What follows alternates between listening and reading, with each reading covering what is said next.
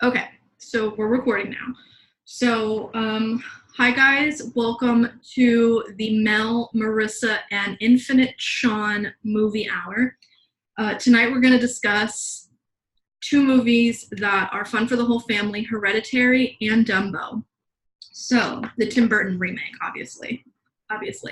So, we're going to just see where the hell this goes. So, does everybody have their cocktails? Oh, yes. Okay, cheers. And Yes. to whoever is crazy enough to watch this shit. So this is my dearest friend Marissa, who I have known since 10th grade, and her lovely, lovely man Sean, who I've known for the past 3 years. And I will snatch him from you the moment he becomes available. They're coming to you from Orlando. I'm in Oakland. Did you guys want to introduce yourselves or say anything? Yeah, you go first. All right. We're both residing in Orlando, Florida. We both are big, huge theme park enthusiasts and moviegoers. We're both vegan as well. She's been vegan longer than I. And I've only been vegan for 2 years, but she's been vegan for 21. Coming up in August. No easy feat. No, she is amazing. Capital amazing. You love video games. Yeah. Mm-hmm. Take all kinds of different mediums of geekiness, and I think you're like kind of a connoisseur of pop culture, but like specifically like sci-fi comic book, right? Like sci-fi comic book. Also appreciate like obscure like art kind of things like that nature. Anything that was animated, like with lots of like passion or like grit. Like even the old heavy metal movie from the 80s. My mom turned me on to heavy metal when I was a kid. Yeah. Oh, that's awesome. That's cool. Yeah, and you also he has a whole like huge like VHS collection. So it's a lot of like Japanese anime. Like there's a lot of obscure like things on there that I've never even heard of. So that I've learned from you too. So yeah, that's our like movie. So yeah, we love going to the movies. We try to go every moment that we can. Last movie that we saw in the theater was Child's Play, so we can go on about that. But but other than that, like and I just found out, speaking of like the movie theater, so AMC has this, you could buy like a package deal, like if you're on the A list, so you can see 3 movies a week for $14.95 a month, and then you're able to go during that time frame, and then you can also see it in the dining theater at AMC. Nice. I thought that was a really good deal. I mean, I'm a Stubbs member, but I hadn't tried like the A-list thing yet because there's like a lot of smaller like theaters in Oakland that play like more movies that won't make it to AMC, like your smaller indie stuff. So like I find that I'm not going to AMC like as much as I was when I was in Florida because I'm going to both and. So I mean it's still $15. I mean that's for 3 movies. I mean that's Yeah, not bad because like the way the prices are now. So yeah, so that was something that we looked into. But yeah, what else do we do? We go to Disney a lot. We're actually going to Disney this week. I'm so excited. You're going to where? Tell the audience where you're going because we have some Disney viewers. Yeah, so we made reservations for the Whispering Canyon at the Fort Wilderness Lodge. So we're going for a brunch. And it's an all-you-can-eat buffet. Well, it's a skillet. Oh, they call it an all-you-care-to-eat. All you care to eat. Right. But they have a completely vegan version, so we're super stoked to try it out. Yes. Mm-hmm. I've only heard good things about it. Only good things. And that resort I haven't spent much time at, but I think it's one of the most underrated resorts on property. I mean, it's just stunning. But I took my niece to the Artist Point restaurant where they have the Snow White character dining. You guys have to do that too next time. I've heard about them. It's like character dining, but it's not like overwhelming and cheesy. Like it's really well balanced. It's just like Snow White and then Dopey and Grumpy, and then the evil queen just like you have to go see her. She doesn't come to the tables, so it's like really well timed, and it's like a prefix menu. So like it's a really nice meal, and everything is just like timed really nicely, and it's like not too childish, and it's not like it's just like a perfect balance. So like you guys should definitely do that next. Oh, yeah. Okay, yeah.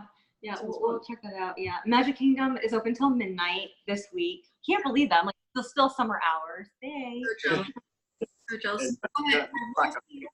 I will say this about that though, like while you're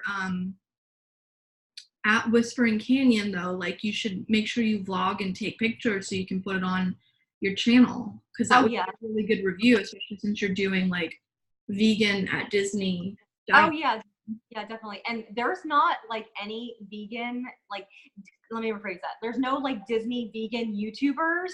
There is one, but it's for Disneyland, but not for Disney World. Well, who better to make this happen than Marissa? Yeah.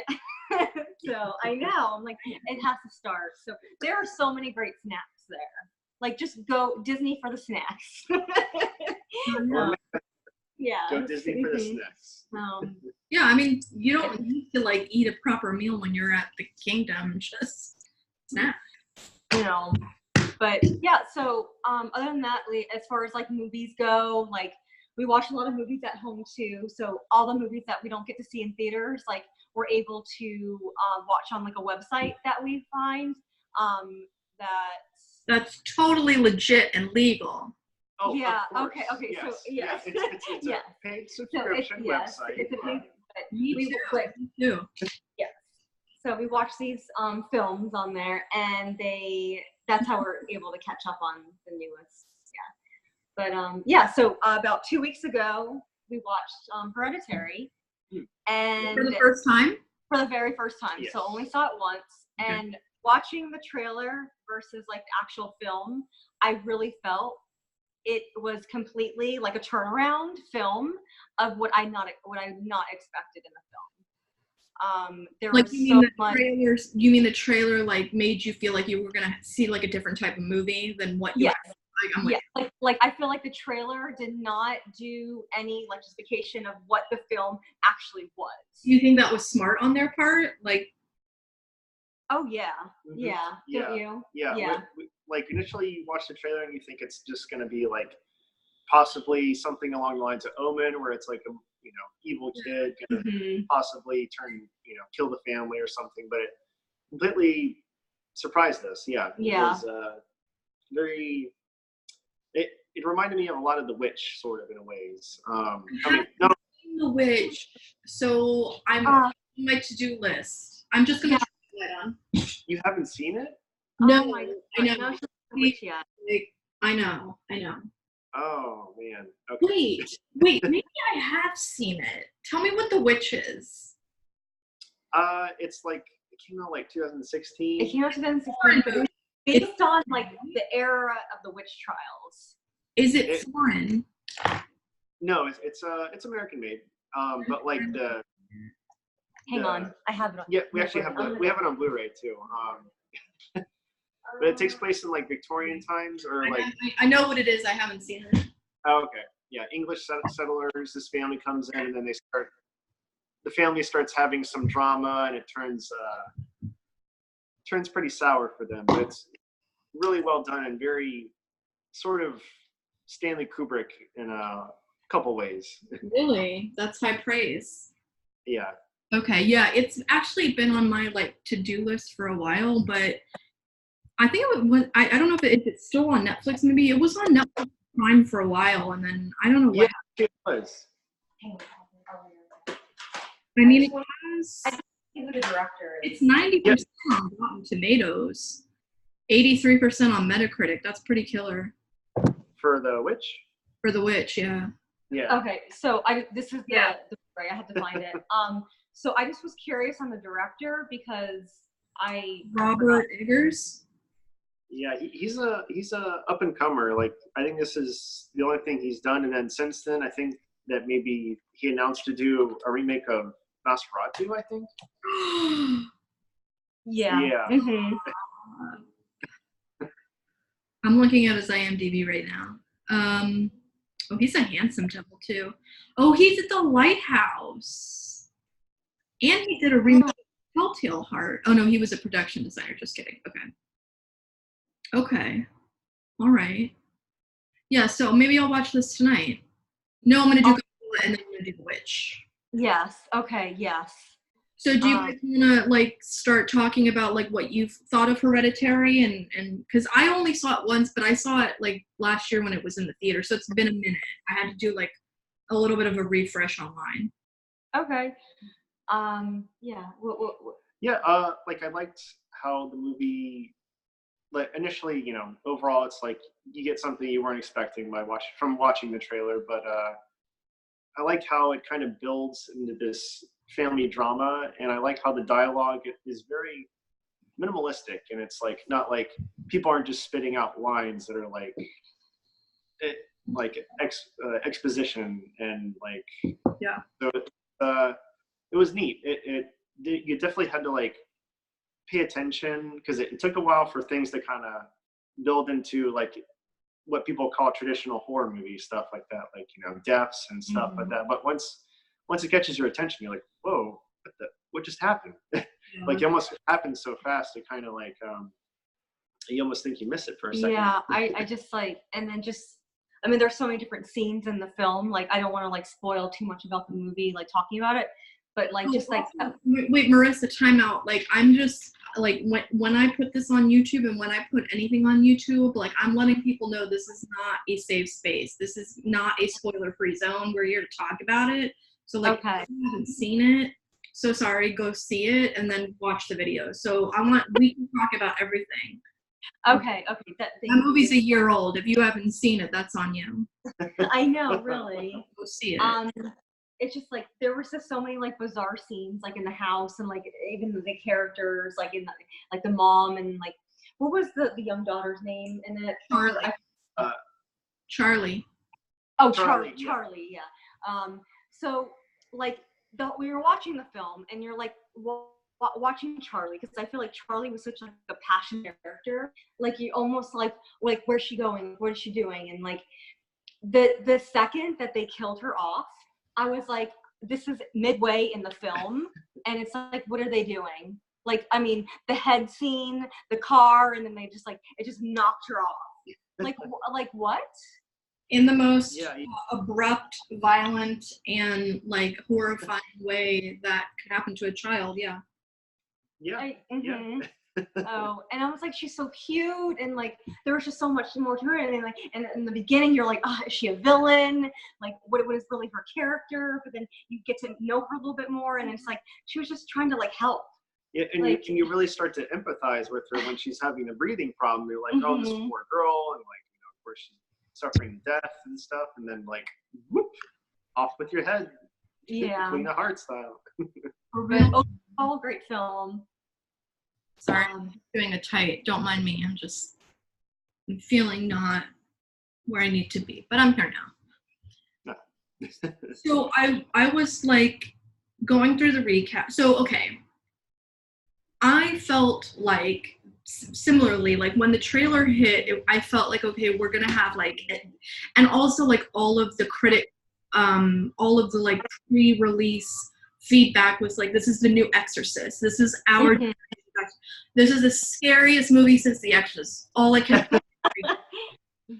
So, but also like the trailer, I think definitely like is good at not necessarily giving away all of like the subtlety and nuance of the movie. It was meant like the trailer was designed to sell it as a horror movie, like get butts in the right. Which I mean, it's a horror movie, but I had a similar experience where like when I was watching that movie, as soon as it got to like the second act or maybe the end of the first act where you start to see that it's kind of getting into like cult situations, I was like, okay, this is not Exorcist, this is Rosemary's Baby-ish. Yes. A lot of critics have also said like obviously there's a lot of similarities. Even the director Ari Aster, this is only his second movie, said that like Exorcist, Rosemary's, Omen, and something else were like his influences. But I agree with you, Sean, like the fact that there's not like empty expository like dialogue, like every line, everything that's spoken in that movie is like just like layers and layers of just like family tension, and just like what is like everything feels like weighted. Like I felt like down rather than like on the edge of my seat. I felt like this rather than this. But yeah, like and all of the with Charlie, like you're getting notes of like this could be like Damien from Omen. Like is she gonna murder the family? Like what's going on with Charlie? She's making these crazy dolls. The bitch doesn't talk. Like what's going on with Charlie? And then the other thing, like in the first act of the movie, that kind of was just like the first act just kind of builds, like it's just very tense, like the score is tense, and it just you don't know like what's going on. You just know like this family's in crisis. So what like the mother, Toni Collette's character, we know that she had a brother that died or committed suicide, right? Because he claimed that their mother, the grandmother, kept trying to put somebody inside of him. And so Toni Collette just thought that was mental illness and schizophrenia, which, spoiler alert, we know was actually like literally her grandmother, head of the cult, was trying to put this demon Paimon into her grandson. And he was having none of it. So he got the fuck out of Dodge. But the way that he like uses like mental, like the supernatural as like a metaphor for mental illness, I think is brilliant. I mean, that I can't. I know. No, I agree. Yeah, I was like, this movie's really well done. Yeah. Completely twisted everything that I had visual in my mind what I thought this film was going to be like. Yeah, it was. Yeah, it was very well. Yeah, the acting was really well done. Like you said, Toni Collette did a really good job. Yeah, it was very dark. Like it wasn't any like light settings. It was, Yeah, like, very like real, like what was going on. Yeah, and there were generally like some like frightening imagery in the movie too. Like, well, like even she said with the dolls, like that scene. I forgot. Yeah, I forgot about that scene. Yeah. And I remember seeing at the beginning with the funeral scene. There was a character who smiled at the grandson or the son, and I was like, that was a creepy smile, and that's ends up being one of the guys in the end of the movie who is like part of the cult. Like the so like the demon. Okay, so like let's just spoiler alert. It does go like full Rosemary's Baby at the end, not insofar as that like there's a spawn of Satan, but there's a spawn of Satan, right? And it's just like, comes to fruition in a different way. But the demon Paimon in the movie, I did not realize was based on like an actual demon. And did you guys know this? No. I thought I wanted to look that up, but I didn't realize. So I pulled up the Wikipedia and a couple other references. So the director was saying that he did not pull this guy out of his ass. Like it's based on this demon called King Paimon, and he makes like he makes his first appearance